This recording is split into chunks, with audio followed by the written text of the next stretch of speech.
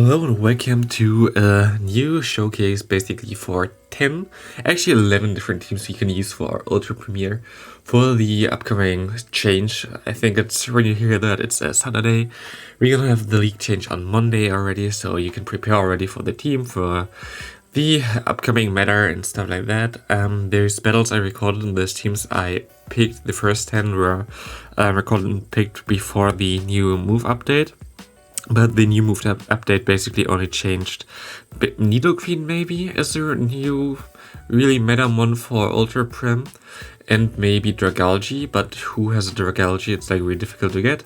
So most of the teams should still be like viable. I'm gonna talk about like some different variations and how the new meta gonna be for the teams I'm gonna showcase, and at the end we gonna also showcase a team like theoretically around Shadow Nidoqueen and Ultra Premiere, so stick till the end and see you with the battles. The first team here we have is from 64 Ninja, a fellow streamer. I think he also wants to start with YouTube right now, which is Snorlax, Clefable XL, and the Kingdra. Really common team that you see, like he gets like always to the top of the leaderboard of the team during Ultra Premiere season. And yeah, I think it's still viable also in the new meta, as you have basically Snorlax, which is neutral against the Nidoqueen and should be able to do some damage there, and you still have the Kingdra, which can deal with that. So you only have the Clefable, which is a bit weak to that, but it's still a super solid normal team which you can use. And here was always like great success. By the way, like yeah, of course we have like 5 teams again which are not built for me and 5 teams which are built for me. But this time around I don't have like for every team that's not for me a video available or like some content creator to shout out, because some teams are just like so meta relevant where I don't really know the exact person who did it, and some are just from streamers like this team is. So yeah, not always have like the perfect video for you to see more battles for it, but I think it's still okay. Ultra League isn't as like common and popular with like teams from content creators as Great League, so still this team is like super viable. And the cool thing always is like if you have like then the Fable with 2 shields or 1 shield here in this scenario where it can win. The next team is Shadow, Bubble Snow, and Double Water, basically. This is like a team that's already common in Great League meta, and it's still like super viable in the Ultra League meta, as this basically covers all the weaknesses of a Bubble Snow, Double Water in the back. And basically a Bubble Snow covers their weaknesses by having Jellicent as Haze Swap. You most of the time get the Grass type out of the way, and also most of the time lure in the Flying type, which maybe your Swampert doesn't want to face. And with the Ice Beam on the Jellicent, you have like quite a decent matchup sometimes against like flyers and stuff like that. You actually run a Bubble Beam, you can run Ice Beam or Bubble Beam. Both are fine, always Shadow Ball of course. And yeah, I really liked this team when I tried it. But yeah, you can use something else than Swampert in the back, maybe like Politoed if that's better for you. And his team is in general like really a cool team. I don't really have a source for that team, I see it quite often actually. And it's still a super solid team also with the new meta change, as the backline can handle Nidoqueen perfectly fine. So there should not be a problem at all. And yeah, this team is really, really strong. The next team is also something where I don't really have a direct source. It's Obstagoon Double Charm in the back. But yeah, this team is really, really strong. I disrespect using it. I only played for basically to have a battle here. Double Charm seems like not for me. Like it's super strong or something like that, but I just don't like the effect of Double Charm. That's basically it. But it's like super strong to use. If it wouldn't include in the Ultra League meta, that would be something wrong for me, because it's still super strong. With the Nidoqueen update, Nidoqueen would completely wreck this team. Like the lead has some play maybe with like Night Slash, but the backline doesn't. So maybe I would recommend using something else in the lead, maybe Galarian Stunfisk or something like that. That should be definitely fine. And still gives you like all the coverage you need, I think. So Galarian Stunfisk may be a bit better with the new Nidoqueen meta. If Nidoqueen is even like that common, as Nidoqueen is super expensive to build. Especially the Shadow one, I kinda want to build one, but 600k for one. Really difficult. But yeah, this team is like super strong, but also super lame. But still, I had to include it basically. I don't know who built it in the first place, but it's just like something really common right now. Double Charm is gonna be always like kind of good in every meta. as Charm is like a really strong quick move, which you don't really have to think a lot about to win games here. So really good team still. Sadly, it's just like kind of degen team, but it's okay. The next really common team that's still super good is the Double Dragon team. I think that's from Shut Up Toshi. I think he made it popular. I'm not sure. I'm just gonna link him, I guess. His Twitch. He's also wanted to do YouTube, but he's not really consistent there, so there's not a lot of content there. But on Twitch he streams regularly, so you should have an info card on the top right if I don't forget about that. But yeah, this team is like been used for ages, like in every season basically, as a team is like super strong, and that's gonna have a lot of play in the new season as well, as the new meta with Nidoqueen and stuff like this is like really beneficial for this. Less Charmer are really good for the Double Dragon backline, and Nidoqueen can't do anything really against Empoleon and the dragons as well. The dragons should be able to KO the Nidoqueen as well. So yeah, this team still should be really strong in the new season coming up. Should not really be like dead or anything like that. This thing should be still really solid team to use, and maybe even better in the new season, as the Nidoqueen update might decrease the charm usage in the league. We have to see. Here my opponent has a Talonflame, which cannot KO the Kingdra with some flame charges. It's just too weak. We still have our Empoleon here. It's actually a close match, I think. I mean, okay, I think the energy ball gonna not KO us anyway, so we should be able to farm down at least, or something like that with the Dragonite in the end. But yeah, this team is super solid. I haven't really played it on my own, but it's definitely been there for like ages. So really a solid team to use.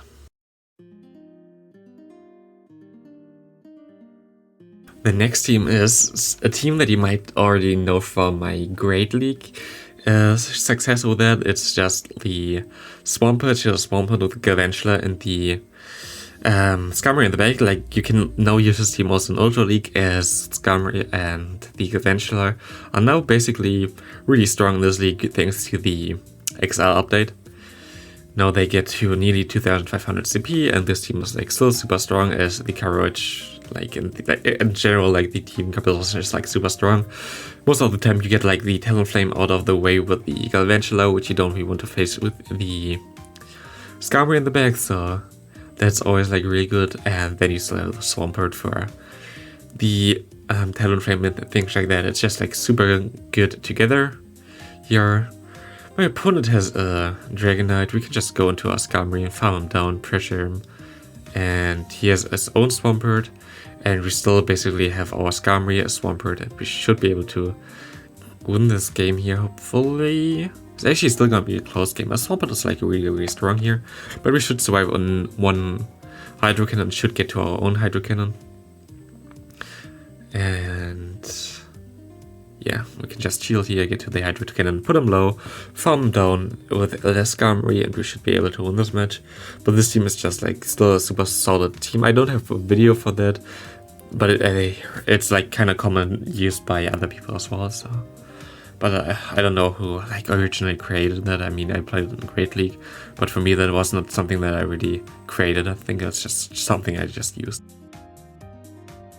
Next up is my favorite line, I think, from last season, which is Bronzong with Surfetch as a safe swap and Politoed in the back. I have a rank 1 Politoed, which is like really cool.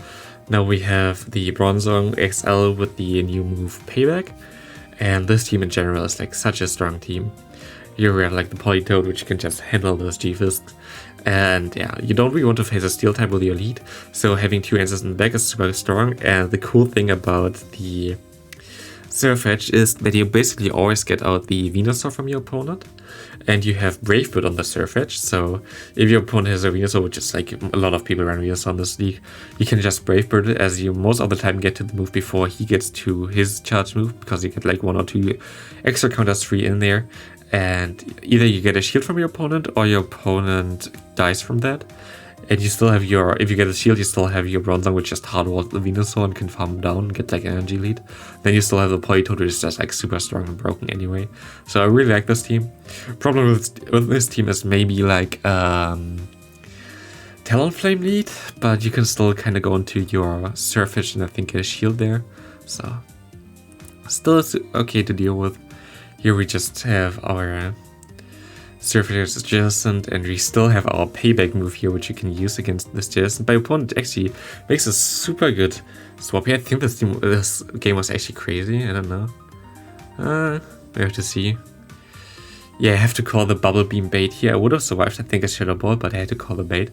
So good game to my opponent there, as we gonna shield another bubble beam. We should be able to get to the move there and gonna KO this Jellicent. Really solid team. I loved this team last season. Next up, we have a pretty similar team.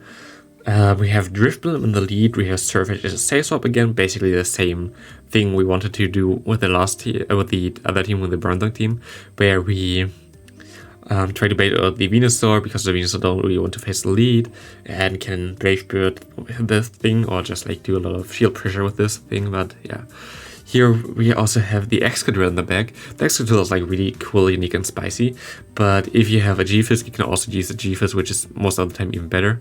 Here we have actually some lag against us, which is unfortunate, but we can farm down now, which is also okay. And he has Obstagoon against us, which is interesting. But yeah, I really like this team last season as well. I think like G-Fizz is definitely better than the Excadrill, but Excadrill is a lot of fun to play as well. So definitely a solid team to use. And yeah, in the Bronzong team you can also, by the way, use Skarmory in the lead. That's also fine.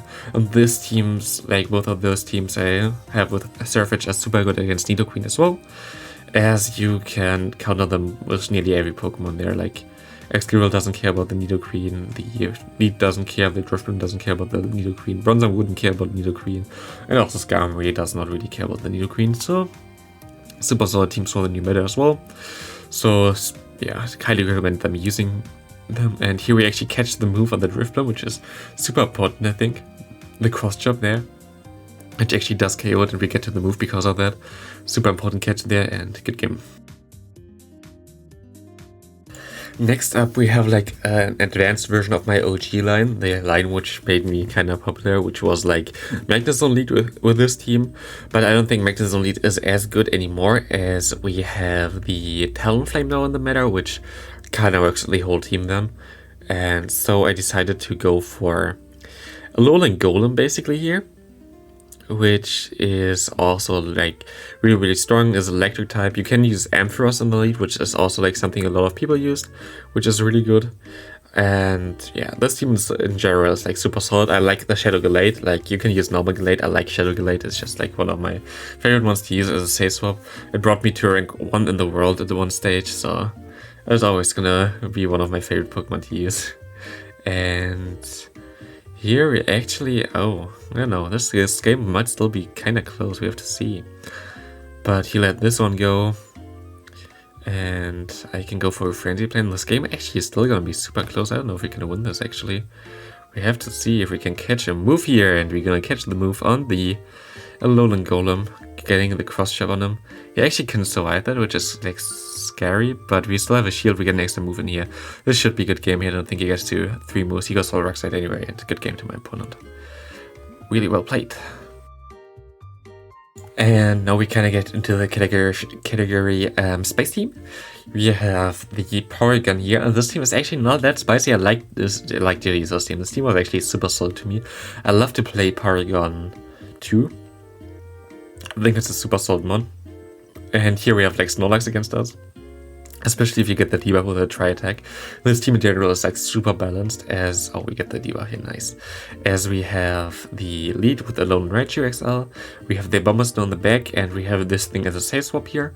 Basically, you get out the fighting type users, you get out like the water type users, where you still have the Zap Cannon for, and it's just like super solid. Like, I really enjoyed using this team, and especially this Pokemon.